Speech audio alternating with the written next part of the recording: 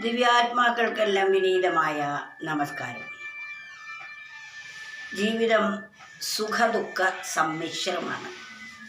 ഏത് മനുഷ്യൻ്റെയും ജീവിതത്തിൽ ദുഃഖവും വരാം, സുഖവും വരാം, ആപത്ത് വരാം, സമ്പത്ത് വരാം.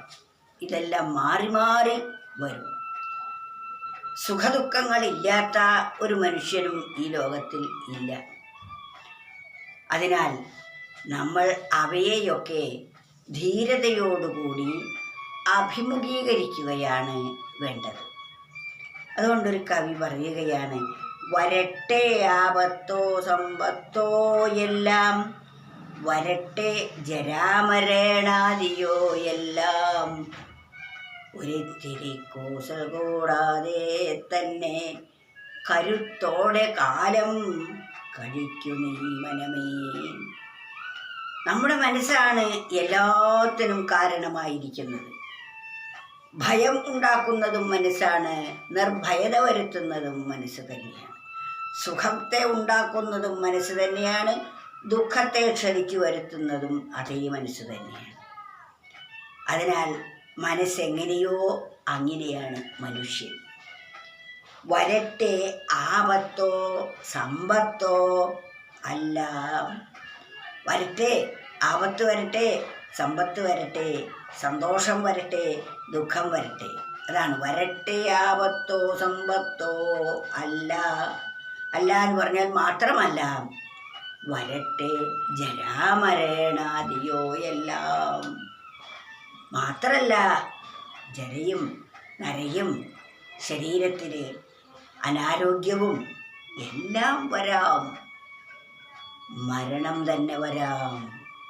വരട്ടെ ജരാമരണാദിയോ എല്ലാം. അതിനെയൊക്കെ തന്നെ ഒരിത്തിരി കൂസൽ കൂടാതെ തന്നെ കരുത്തോടെ കാലം കഴിക്കു നീ മനമേ. അല്പം പോലും കൂസലില്ലാതെ, അല്പം പോലും ഭയമില്ലാതെ നമ്മുടെ ജീവിതം കരുത്തോടുകൂടി ധൈര്യത്തോടുകൂടി ഈ പ്രശ്നങ്ങളെ അഭിമുഖീകരിച്ച് ജീവിക്കാനാണ് നമ്മൾ പരിശീലിക്കേണ്ടത്. എങ്കിൽ മാത്രമേ നമുക്ക് ആ പരമചൈതന്യധാമത്തെ അറിയാൻ സാധിക്കുകയുള്ളൂ. നാം ധീരരായിത്തീരുകയുള്ളൂ, നാം ശക്തരായിത്തീരുകയുള്ളൂ, നാം ഓർജസ്സും ഉന്മേഷവും ഉള്ളവരായിത്തീരുകയുള്ളൂ. നമ്മൾ ദുർബലരും ദുഃഖിതരും എനിക്കൊരു കഴിവുമില്ല എന്ന് വിചാരിച്ചിരിക്കുകയാണെങ്കിൽ അപ്രകാരം തന്നെയായി ഭവിക്കും. എന്നാൽ നമുക്ക് അസാധ്യമായി ഒന്നുമില്ല, നമുക്ക് വേണ്ടതെന്തോ അത് നേടാനുള്ള കരുത്ത് ആ സർവേശ്വരൻ തന്നെ തന്നിരിക്കുന്നു എന്ന ബോധത്തോടു കൂടിയാണ് നാം വർത്തിക്കുന്നതെങ്കിൽ നമുക്ക് ആ കരുത്തും കൈവരിക്കാൻ സാധിക്കുന്നതാണ്.